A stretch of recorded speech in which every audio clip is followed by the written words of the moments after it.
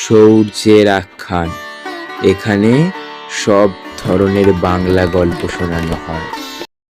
আমি ঘরের সামনে গিয়ে আমার পকেটে চাবি খুঁজতে থাকি, কিন্তু পাচ্ছিলামই না। তখন কে একজন যেন খুব গম্ভীর স্বরে বলে উঠল, আমি কি সাহায্য করতে পারি? আমি পিছনে তাকিয়ে দেখলাম কারোর কোনো অস্তিত্ব নেই, খালি একটা কাটা হাত আমার কাঁধে ঝুলছে। বৃহস্পতিবার 9:30টার রাত, শুধু গল্প শোনার রাত, সঙ্গে সৌর্যদ্বীপ। আজকের গল্প রাতের 2 প্রহর, লিখেছে অরিত্র সাঁতরা।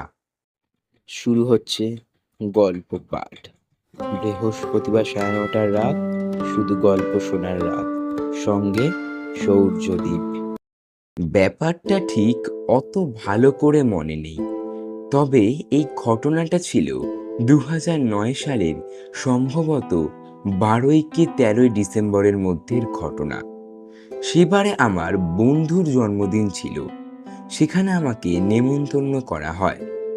আমি বাড়ি থেকে তৈরি হয়ে ঠিক 6:15টার দিকে বন্ধুর বাড়িতে যাত্রা গমন করি। সেখানে গিয়ে প্রচুর আনন্দ হয়। সেখান থেকে বাড়ি ফিরতে খুব দেরি হয়ে যায়। সেখান থেকে তাও প্রায় 11:30 বেজে যায় বেরোতে বেরোতে।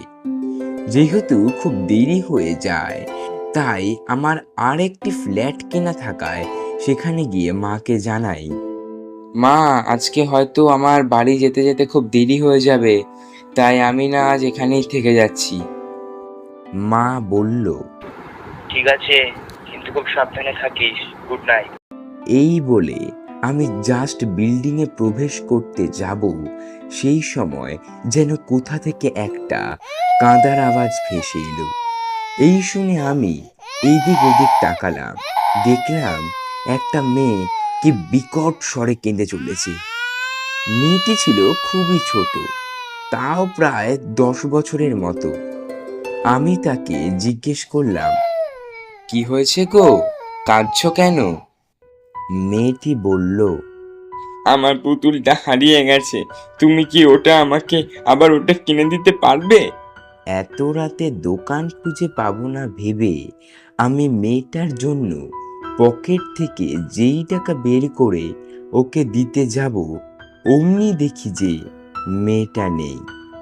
ভাবলাম, তাহলে কি টাকা না নিয়ে চলে গেল, নাকি বাদ দেই।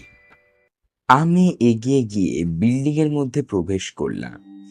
এটি আমার জন্য ছিল প্রথমবার, তাই আমি সিঁড়ি দিয়ে উঠতে যাচ্ছিলাম, কিন্তু ভাগ্যক্রমে লিফটটা দেখতে পেয়ে গেলাম। লিফটে ঢুকে আমি যখন আমার গন্তব্যস্থান অর্থাৎ 13 নম্বর ফ্লোরে বোতামে চেক করলাম, কিন্তু লিফটটি আর চলে না। এর মধ্যেই কোথা থেকে একটা গাড়ির হর্ন কানে ভেসে এলো। আমি ভাবলাম, এত রাতে কে? আমি বাইরে বেরিয়ে উঁকি মেরে দেখি একটা গাড়ির ওপরে বিড়াল উঠে জানালায় ক্রমাগত ধাক্কা মারছিল, তাই গাড়ির ইন্ডিকেটর ব্লিঙ্ক করছিল আর হর্ন বাজছিল। কিন্তু বিড়ালটাকে তাড়ানোর সাথে সাথেই গাড়ির হর্ন বন্ধ হয়ে গেল। তারপরে পিছনে ঘুরতেই যে এক ছায়া আমার চোখের সামনে দিয়ে চলে গেল।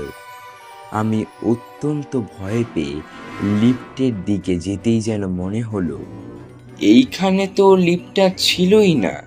আমি তাও অত কিছু না ভেবে লিফটে উঠে 13 নম্বর ফ্লোরে চেক করতে লিফট আমার গন্তব্যস্থলে আমাকে নিয়ে এসে গেল, কিন্তু দেখলাম এটি 12th ফ্লোর।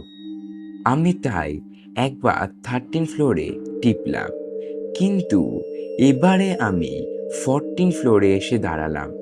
এরকম পরপর 3বার এরকম ঘটায় আমি লিফট থেকে বেরিয়ে সিঁড়ি ধরলাম। সিঁড়ির জানালায় যেন কেউ দেখছিল বলে মনে হলো। আমি মনে করলাম, হয়তো এটা আমার ভ্রম, বাদ দেই।